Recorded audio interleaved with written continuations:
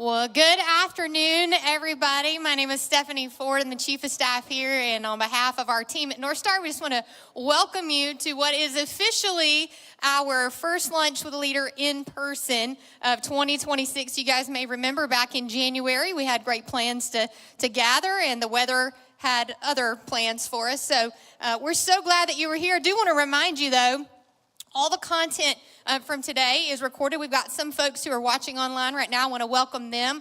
But you can go back to the YouTube channel and check out that January Lunch with a Leader, which was about adversity and Paul and Silas. And so I'm going to tell you in a few minutes what we're going to be talking about today. But just out of curiosity, how many of you today, now listen, I got some friends here at this front table who I've known for a long time who might be heckling me. But I know for some of you, you've been at North Star before, but how many of you would say this is my first time at North Star for a lunch with a leader? Can I just see a quick show of hands around the room? Just a great welcome to all of you. The regulars in the room have heard this spiel before, but I'd love to just share it with those of you who are new. The goal for us of Lunch with a Leader is that if we could get what we believe are some of the most influential people in our city, whether that's community leaders, folks in education, whatever your area of expertise may be, if we could get you in a room together and we could encourage you and we could equip you and we could challenge you, then you could take that back into your sphere of influence and encourage and equip those people. And in doing so, we could raise the spiritual temperature of our community. And so we're going to take a look at the life of somebody from Scripture and unpack a little bit about what they did well, maybe some things that we could learn from about that. I'm going to tell you more about that in just a minute, but I want to just pause here as our friends at Chick-fil-A are wrapping up and just give a shout out to Andy and his team. So generous. We appreciate them so much. A couple of just housekeeping things. I do want to let you know, I think we had close to 30 people who pre-registered for headshots. And so if that is you and you did not have an opportunity to get that taken care of before you came in, Sarah, who has just so generously offered that, she's our photographer on staff here, will be back out in the lobby. So when we wrap up here today, if that's you, if you'll just go right back out there and see her, that would be amazing. There on your table today, you've got some notes if you want to follow along. If you're more of a digital person and you want to follow along digitally, we're going to put a QR code up. You can scan that, and all those same notes that are in front of you will be there for you in digital format. Well, I'm really excited about our topic today, and so here is a question for you at your tables just to discuss a little bit as we get started. So I'd love for you to share who has been a mentor in your life and why. Take a few minutes, discuss that among yourselves, scan that QR code for notes, and Mike will be up. Thanks again for being here, everybody.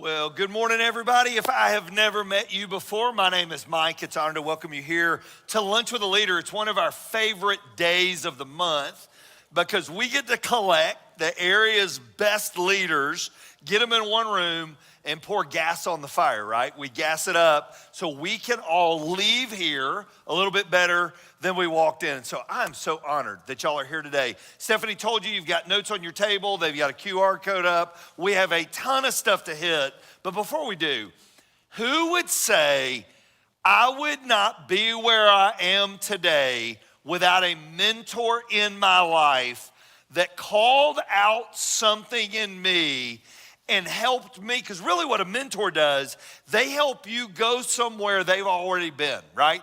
They're already in the journey. They're helping you get to where they are. How many of you would say, I am where I am today because of a mentor? Raise your hand. It's huge, isn't it? Mentors, you take them out of your journey, your life looks completely different. You know, I think back on my journey, and whether it was a coach or whether it was a youth pastor or a friend or a parent that saw something in me, whatever it was, you are where you are today because somebody mentored you, maybe by your asking or maybe by they just saw something in you. But that's what we're going to unpack today. And I believe in our world, and I think we would all agree, nobody can pour into a student's life like a coach. I think coaches are way past the title of coach. You really are a mentor about life and leadership. And today we have two of our community's brand new football coaches. This will be their first year as head coaches in our community. I want to introduce them to you today is PJ Hughes at North Cobb Christian. Would y'all welcome PJ in today?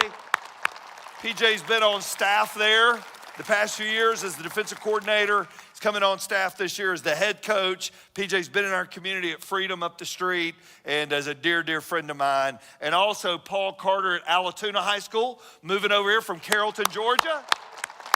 So welcome into Coach Carter. I know a lot of you guys are community involved, and I want y'all to be able to meet these guys. So let's dive in. If you go throughout Scripture, you find mentors. Paul, the greatest, to me, outside Jesus in the New Testament, Paul's the guy that gassed it up better than anybody else. And Paul found time to mentor. So I want you to write this quote down, and then we're going to dive in off the quote. Here's the quote. Legacy is not what we leave behind. Legacy is who we leave behind. Legacy is not what we leave behind. It's not the stuff, the things. Legacy is who we leave behind. Mentors leave whose? They leave themselves as a deposit in somebody else's life, and long after they're gone, there's something being lived out because of who they were. Sam Chan, one of my favorite leaders, was the one that I first heard that quote from years ago. Legacy is not what, legacy is who. Today is about the who's. Here's the crazy part. You take the life of the Apostle Paul. We don't know exactly how long Paul lived, so we're going to give him some years. We're going to give him average age now of 75, 80 years old, which I don't think he lived that long. But you give him this age. Well, that was 2,000 years ago. We're still talking about his life. Why are we still talking about his life? Because he kept leaving his life in people. And they passed it on to somebody else, and they passed it on to somebody else, and they passed it on to somebody else. Back during the New Testament, it was called a disciple, is what mentoring was called, discipleship. Discipling was literally this. You would walk in the dust of the rabbi that you were learning from. So when we're mentoring people, there's a lot that goes in with it. So I want you to take out your notes. Let's dive in, and let's get this going. What do we see Paul doing throughout his ministry? Mentoring. All throughout Paul's journey, Paul is mentoring. Literally at every segment and every phase. He mentored individuals like Timothy and Titus, right? Those are two guys Paul poured his life into, Timothy and Titus. He trained local leaders. He developed ministry partners like Priscilla and Aquila. And he shaped whole churches through his letters. I think Paul understood the brevity of his life. And he's like, if I'm going to lose, I'm going to lose by leaving. I'm going to lose by leaving myself in the life of another. Because as a leader, you always have the opportunity, well, I'll just do it myself. The problem with it is you can't grow past who? Yourself, right? If I am owning it all, I can't grow past my ability. The great leaders always lead by leaving themselves in the lives of others. In fact, this morning I pulled it up. I'm an incredibly big sports fan, and I pulled up great coaching trees. And it is unbelievable when you go and find NFL's greatest coach. Let's take a Bill Parcells was a legendary coach. Well, it's not just the championships Bill Parcells won. It's all the championships that were won by the guys that were on his staff, that he left a little bit of him in them, and it went on. We lead by leaving some of ourselves. So why was Paul so good? Number one, Paul had a multiplication mindset. Paul understood we aren't leading by just a one-to-one. It is literally, I'm leaving it in you. And listen to what he said in 2 Timothy 2. You've heard me teach things, this is writing to Timothy, that have been confirmed by many reliable witnesses. I want you to circle this if you got your outlines out. Now, teach these truths to other trustworthy people. So, Timothy, I'm giving this to you. Now, here's your job, Timothy. You give it to somebody else, right?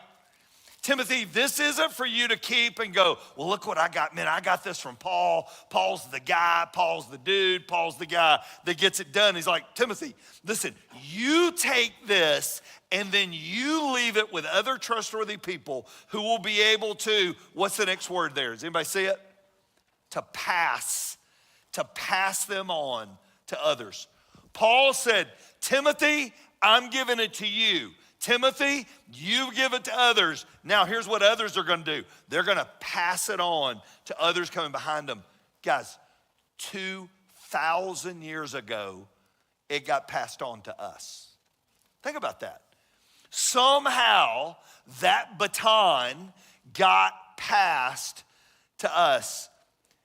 In the Olympics, in the original years, when they would run the flame, the goal was to get the flame and keep the flame burning, meaning you've got to get it to the next person without the flame being dropped. Mentoring is like passing the flame to the generation coming behind you. How many of people in this room now, you would say, I got more life in the rearview mirror than I do in the front windshield, all right? Raise your hand if that's true of you. I mean, you're starting to go, all right, I think my destination's getting a little closer than I like it. The mileage is creeping down. What is our job? Our job is to leave it with those who still have window time ahead of them, right? That's our job. Our job is to leave it with those that still have length out in front of them. Last night I sat at a dinner with a guy who's 80 doing what I do. He's 80 years old. He's still doing it. Well, listen, I felt young last night. It was great. It's been a minute since I've been in a crowd like that. And so it was nice because I'm 57, and man, my windshield is getting way less than my rearview mirror. It's just the way that life goes. Paul had a multiplication mindset, and he understood, I got to pass it on. Secondly, Paul led by example. I want you to write this little statement down. Paul didn't say it. Paul did it. Mentoring is not about saying. Mentoring is about doing. Paul led by example. Listen to what he said to Titus. And you yourself, You must be an example to them by doing good works of every kind. Let everything you do reflect the integrity and seriousness of your teaching. All right? I want you to write the statement down. We're going to unpack it for a second. We are on stage all the time. I want you to write that down. We're going to unpack it. We are on stage all the time. As a leader, some of you own businesses. Some of you lead schools. Some of you lead teams. Some of you lead departments within your teams. Whatever it is, you're on stage all the time, meaning this: leadership light never goes off. Can we agree on that? The leadership light never goes off. It's not like, imitate me now, but don't imitate me later. No, it's either imitate me or don't imitate me. We're on all the time. Small things, big things. Paul's telling Titus, listen, here's the deal. This is of utmost importance. Reflect the integrity and seriousness of your teaching. Everything to Paul, he was leaving, and therefore how he led really mattered. So we say this all the time. In fact, I was talking to some friends here recently. We are auditioning for the job we want to have every day. Can we agree with that? You don't just get to apply for a new role. No, you auditioned yesterday when the role wasn't available. You're auditioning by how you work, how you live, the legacy you leave behind. We use a phrase, and it's a joke among my family, but I use it all the time. How you do anything is how you do everything. Whether it's the smallest task nobody saw or the biggest thing that everybody was watching, how you do anything is how you do everything. Paul's telling him, he said, listen, I'm leaving this by example. So when I was so it was 18, I've been 19 years old. I thought I had a call in ministry. I thought that's what I was feeling. And so the summer of my freshman year of college, finished my spring baseball season, came home, worked at my church, and worked with my youth pastor, he's the guy I've always looked up to. Well, that summer, I remember we would gather as interns, and y'all know what intern means. You work for free. All right, and so we gathered as interns in his office, and I remember Hugh would give us our task. And there was a lot of method to his madness, but I think there was a lot more than I thought. And I remember there was days we'd walk in and he would put his hand up. And he had a coffee cup in the middle of his desk, and he'd always have his phone. He'd have whoever was talking to him on speakerphone, he'd have the coffee cup sitting there with the head of the mic down, the talking part up. And we would sit there and hear Hugh on a call with a couple doing counseling. I'm 19 years old. I didn't know that married adults actually didn't get along sometimes. Did y'all know that? All right, and so I didn't know that. And so I'm sitting there and Hugh's counseling and he's doing this, like, don't say anything. And I remember we would leave and I'm like, I bet that family would die if they knew we were sitting in that office listening to this conversation. He never told me how to counsel. But guess what I learned by the end of that summer? What do you think I learned? And not to call Hugh about my marriage one day. All right, and so I did learn that too.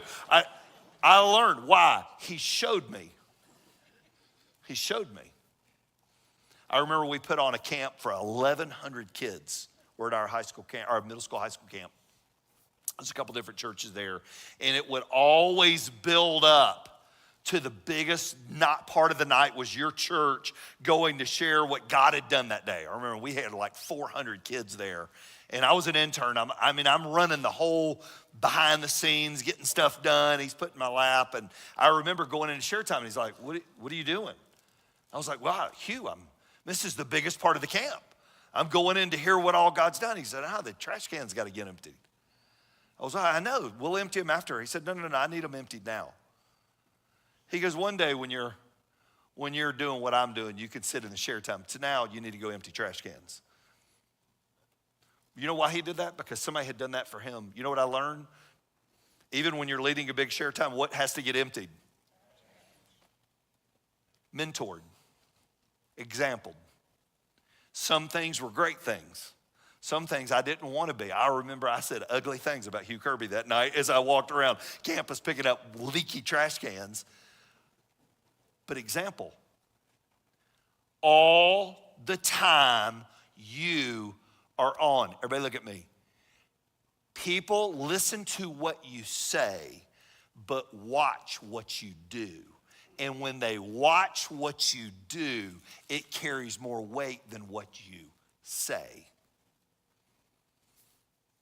It's way easier for me to travel and do this at your business with people I don't work with than to say this in a room full of people that I've got staff all over this room going, he doesn't do that, right? I mean, it's hard. It's the hardest people to teach because it's a reminder to me we are on all the time. Listen to what he said in 2 Timothy 4:10. You followed what I teach, the way I live, my goal, my faith, my patience, and love.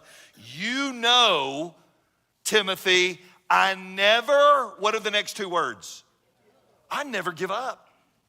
He didn't write that when he just got a raise. He's writing that while he's been in prison, and he's telling Timothy, he said, listen, Timothy, I can tell you a lot of things, but you know this from watching my life. Timothy, I don't quit. Timothy, I never stop going. When we are leading out and we are mentoring those coming behind us, man, it matters what we do. Here's 3 things he did for Timothy. Number 1, he taught him what he needed to know. Part of mentoring in a job environment is teaching people what they need to know. Here are the things that you're gonna need to know, but you followed what I teach. You need to know these things. For me, mentoring a young married couple, here are things about this season of life you need to know if it's a coaching world. So I'll give you this. So every Monday morning, we do a college baseball coach pro scout call with Brian Dodd's on it, I'm on it, Drew Startup's on it. We'll average, they had 80 something this morning, we had 114 the other week, so it's a lot of people. I get a text from a college baseball coach on the first weekend of baseball. College baseball, grinding season, 62 games, and you're recruiting, and watching the portal, and doing all these things. First weekend of college baseball. Saturday night, Ann and I are sitting dinner, my phone goes off. The text from this coach says, I don't think I can do this. I'm like, that's not good, all right? And so I don't think I can do this. The grind of this, and we just started. Mike, what do I need to know? I can't help him. I'm not a college baseball coach. I played college baseball. My career got people out of coaching, but I'm not a college baseball coach, right? You know what I did is I connected him with a 28-year Division I head coach who's a Hall of Famer, who's I'm sure sat on a Saturday night thinking, I can't do this and raise a family. And I talked to him the next week. He's like, dude, what that guy gave me was worth all the money in the world. Why? Because he's been there. He taught him what he needed to know. Second thing, Paul showed him what he needed to do. But you follow the way I live. Mentoring is not about just what you know, but it's about what you do. Third, Paul demonstrated the tools necessary to be a great leader. But you followed my goal, my faith, my patience, and love. You know, Timothy, I never give up. Number 3, Paul continually put fuel in their tank. So I heard John Maxwell say this years ago. I used to subscribe that John used to do this cassettes. Some of y'all don't know what they are, but for all the old people in here, we do. And so I used to subscribe these cassettes. And John said every leader carries 2 cans, a can of water and a can of gas. And every great leader knows what to put on a fire when they see it. Sometimes we got to put water on the fire and put it out. Sometimes we got to put gas on the fire. When you mentor, you put gas on people's fires. He begins to inspire Timothy, going, man, I've known your family, and I see it in you, Timothy. I see it. He called it out in Timothy. One of my mentors, Ike, many of y'all know from Must Ministries here in our community. Ike was my pastor growing up. And I remember Ike called that out in me as a 17-year-old kid. Ike speaking words of life in me. How do we do this? A couple ways. Ready? Words of encouragement. We celebrate accomplishments. If you are mentoring somebody on your team and they get a win, don't take credit for their win.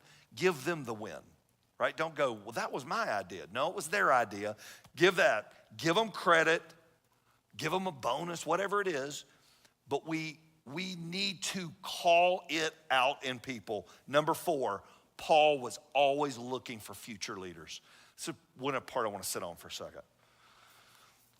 I want you to write down a little phrase, and I'm going to call on somebody in the room. Eyes up. That's the phrase, eyes up. I think the easiest thing to do in leadership is eyes down. We got a task. How many of y'all feel like there's more work to be done than you have hours in the week? Raise your hand. We all feel that way. It's part of leadership, right? If you don't feel that way, you may be getting ready for a new season of life. If you're going, man, I'm just a little bored with life right now. Eyes up. Paul was looking for those that were going to come behind him. We put on your list. So Paul was known for, in the Bible, known for his missionary journeys. He took different people every time. Paul never rode alone. Paul always took people. Why? He was intentional with his time. He always had an end game in mind.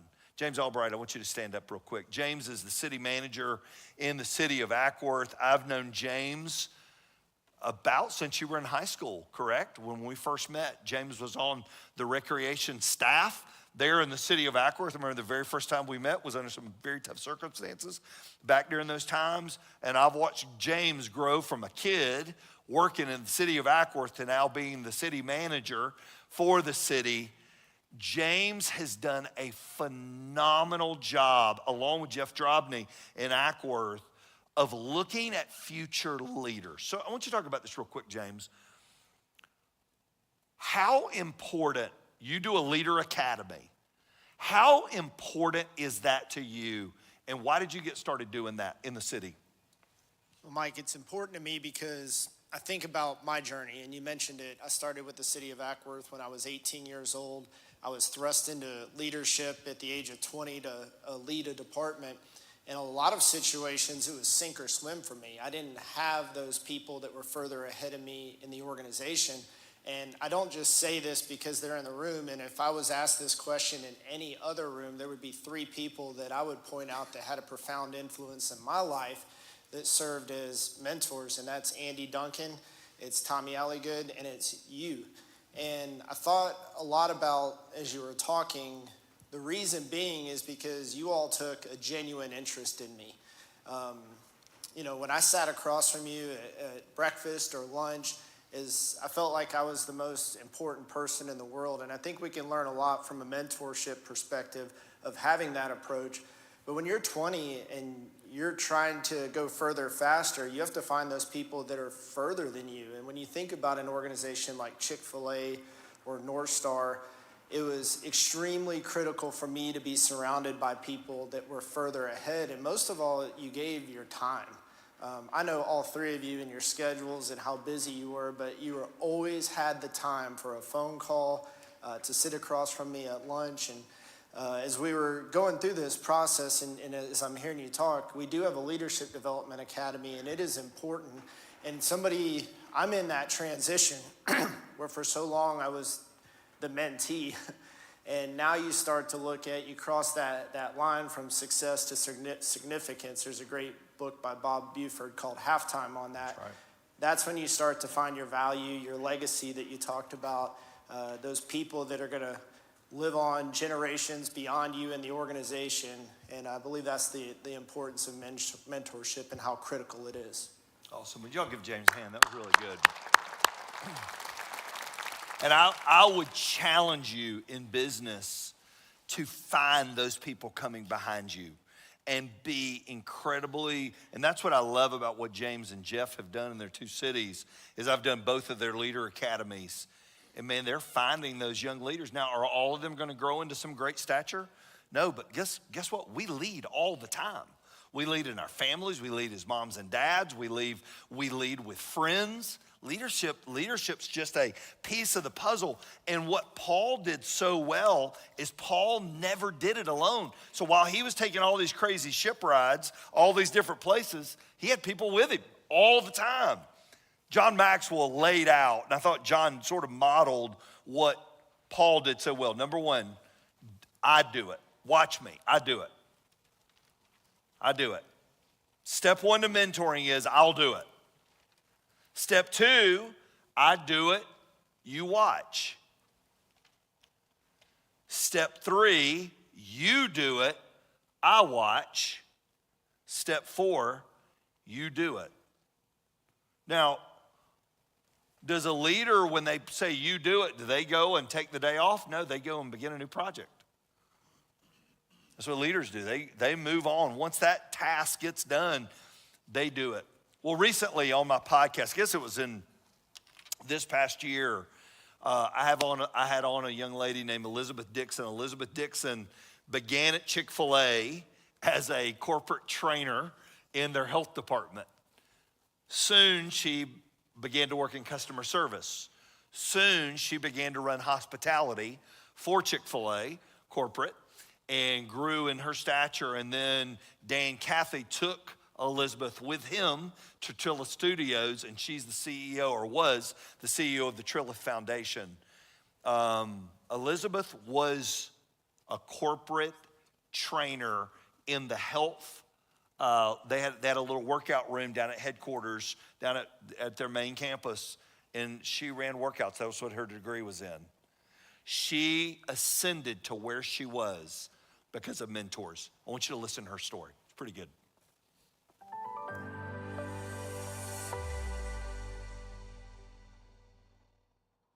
And because of the way you're wired, you've been exposed to some pretty amazing people, not from just platforms, but literally face to face, shoulder to shoulder. You have learned and lived around some of the greatest leaders of our lifetime that we know of. So I'm gonna throw out a couple names to you. Okay. And I would love for you to tell me, play a little game here.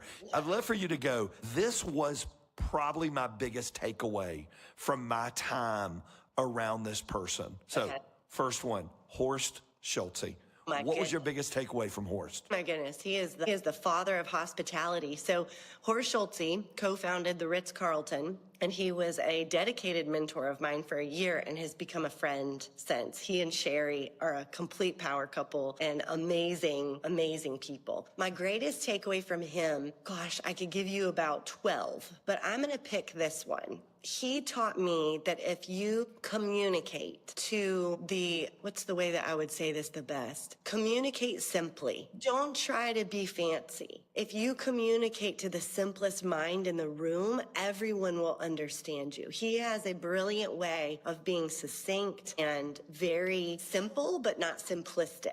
In his book, Excellence Wins, he breaks out what hospitality and excellence looks like that made the Ritz-Carlton redefine hospitality in the hotel industry. And so his ability to just say, be simple. I think sometimes as leaders, it's like we think we need to get fancy and be complicated and use big words, but we lose people when we're using acronyms and fancy language.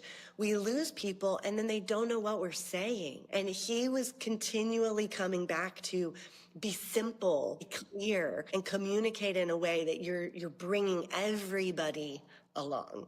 You know, another person that you got to rub shoulders with for years and years at Chick-fil-A while you were in the customer service world was Mark Miller, who was in the leadership space of Chick-fil-A. Every time I talk to Mark, I feel I don't really know anything about leadership. Every time I talk to Mark, I'm like, I think I'm like a first year student of leadership because he is so down the road with his thoughts. You're like, God, that's brilliant. What was your biggest takeaway from knowing Mark? Man, pouring yourself out generously. You know, I asked him when I was 21 years old, new at Chick-fil-A. Since I was 6, I was fascinated with communication. and the art of communication. And when I was 21, I asked Mark, I said, will you get lunch with me? Chick-fil-A is an organization that there's a lot of openness. You don't have to go through the boss to get to, no, you can just say, hey, can I have lunch with you? So I asked him, of course I was nervous, is he going to say yes or no? And am I going to have him, smart, important questions? And he was so gracious. We got lunch. And at the end of lunch, he said, what time are we doing this next month? Wow. And he did that for 10 years. And he knew my interest in communication. And so as a communicator, there's a point that comes when you cannot say yes to every opportunity that comes your way. And you have a choice of what you do with that. You can say no, or you could say or. And you say, I can't, but hey, here's another option. And Mark would start to send those talks my way to do his content on servant leadership and the serve model, and let me take those talks. Talk about empowering. I thought, oh my goodness. That's incredible. I'm presenting Mark's content, like calling me up into a whole new level of myself. And he'd say, make sure you get that recorded because we're going to critique it when it's done. And we'd both watch it independently, and we'd come back together and say what was strong and what was weak. And let's tweak it, and then do it again, and then do it again, and then do it again. And then he started saying, will you come to my talks and critique me? What? I'm like, whoa. I have to critique him. But he put himself in the student position and allowed me the gift of, is there anything I could see he could improve? And he really wanted me to give him feedback, and he really listened. So he generously gave of his time, of his gift, and he called me to be able to step up. He saw what could be in me and lifted me up. So the thing that I learned powerfully from him that has etched my life forever and has changed how I pass on opportunities and how I say yes for opportunities to mentor and pour into people, it's his gift of giving generously of his time. And what a neat thing that all of these deposits that were made in you, we say this all the time, God never wastes our time, he never wastes our experiences. All of these deposits that were made in you are deposits, they were seeds that are growing in you that are now, you're being able to fulfill that for a young Elizabeth, a younger leader who's coming behind you, even somebody listening in today. It's such a neat thing because these people, man, these are people that are, our world will remember their deposits that they made on a massive scale. One of the other ones you got to be around that many know of, but they never knew was Truett Cathy. You got to be with the founder of Chick-fil-A, the humble founder of Chick-fil-A. What was a deposit that Truett made in your life that shaped who Elizabeth is today?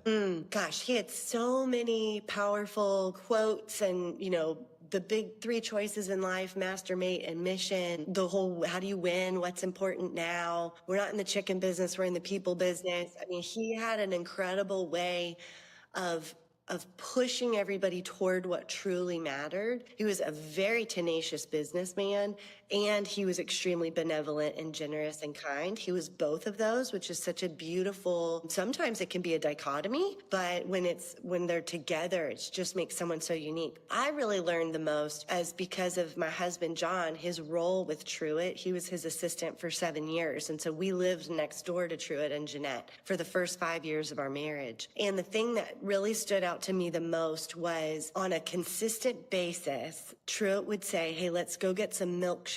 And he would take them to the widows of his friends. He knew what really mattered. He showed up for people in the moments that mattered. And he wasn't so busy with all the things of life that he missed the people. And that really stood out to me. He brought flowers to his wife all the time, which is so sweet. So John learned that. Check. Go to Publix, and Truett would say, why don't you get Elizabeth some flowers too? I'm like, this is amazing. But he knew what mattered the most. And Dan, his son, has been saying a lot recently, a good shepherd smells like his sheep. And Truett and Dan both really live that out. They shepherd people. They're not distant from the sheep and the details and the mess of life. They are right there shepherding people along. And so while he had incredible, really life-changing sayings that help you clearly move forward, what really stood out to me is what he did that nobody else saw, what he did that people would never know or applaud, because it's who he was. He deeply cared for people.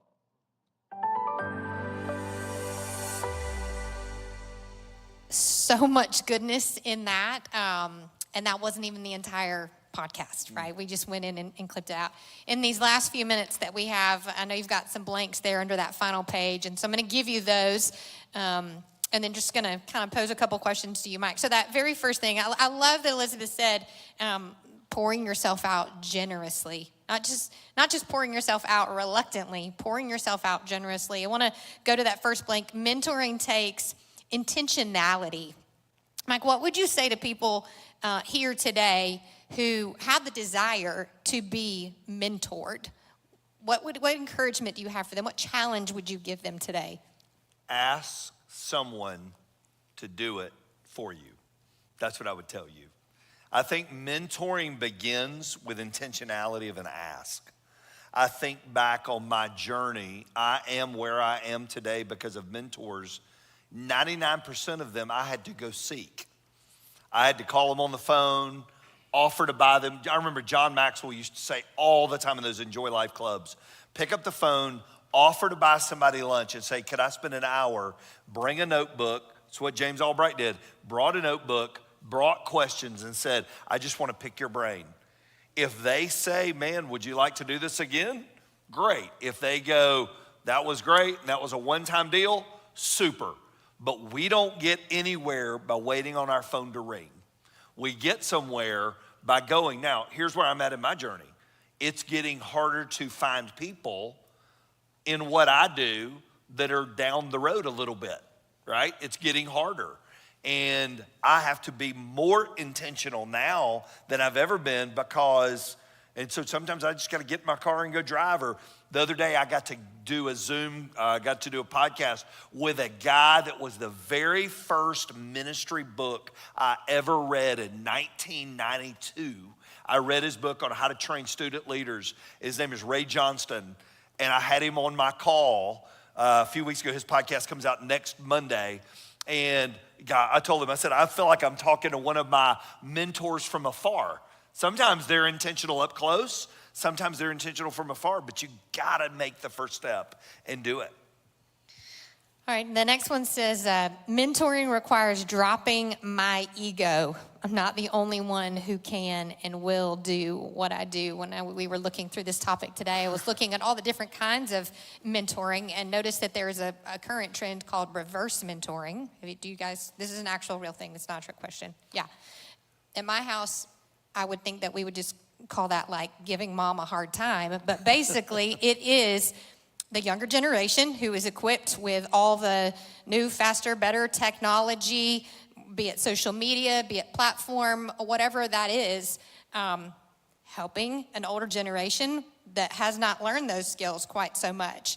And so I think that's interesting that we're talking about ego. Mike, you shared a story with me earlier today just about how at times ego can come into play. Even when Ike was, asking you questions, how have you seen that impact your life? Yeah. How many of you guys in the room go, yeah, there's a lot of technology I don't understand? Raise your hand. All right. We all have each other. We have things to give each other. The beauty of a coaching, mentoring relationship is both can grow. That's the beauty of it. Both can grow. So we have a brand new thing here at North Star. We began with some, and there's two of my guys in the room called The Collective. These are guys that have just retired and have a platitude of length and experience in business that they are now giving back to a younger generation. But I guarantee you what's going to come out of it is they're going to learn things they didn't know. They're going to go, man, I never knew I could do that. But here's the thing. Here's what keeps us from asking. Ego.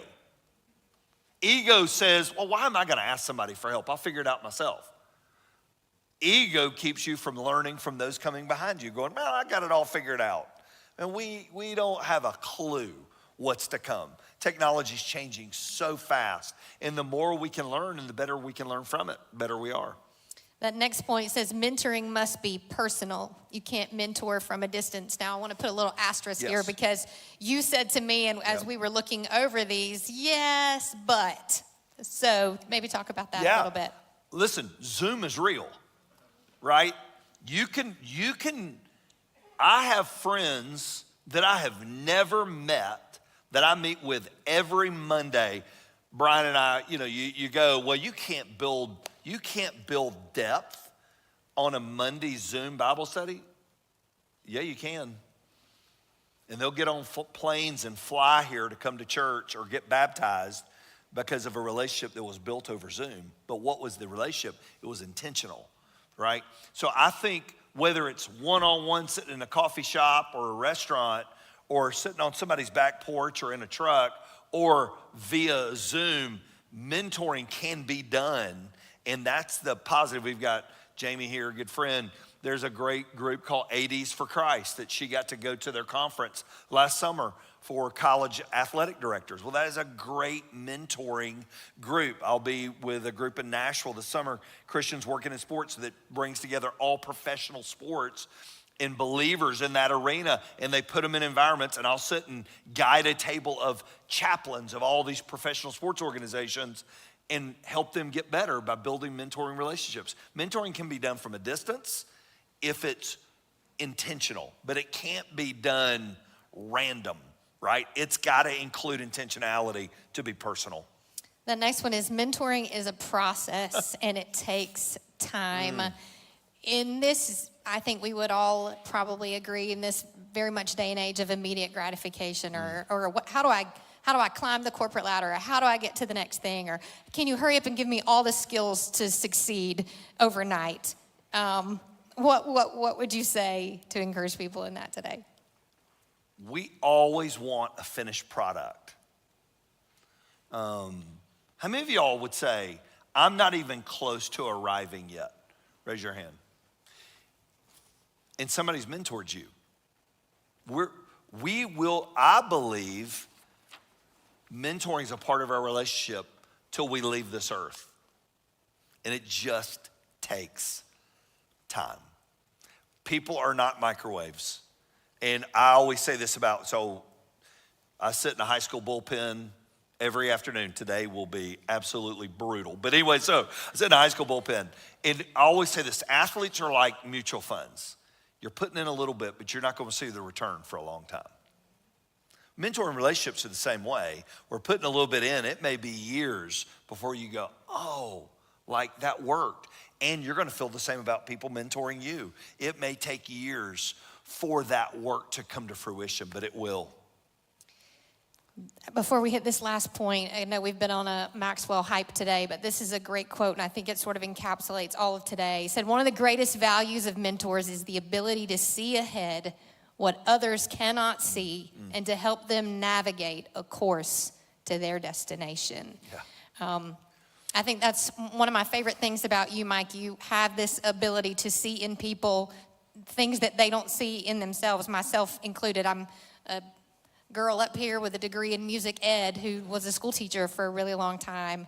And all of a sudden one day, Mike Linch said, I think you have some more in the tank that you need to do. And thanks to him, I'm now finishing a master's degree and really kind of hating him for that. But yes, and I've moved into this leadership role. That's not something I ever saw in myself. That's not something I wanted for myself. That is an ability I think that mentors have to call out in other people. And so I say that just to point out this last point. It says mentoring doesn't usually pay off immediately, but always proves worth it in the long run. And so as you give this final thought today, Mike, what would you say both to those who are seeking to be mentored and maybe those who are like, I don't know, I don't have what it takes to mentor someone.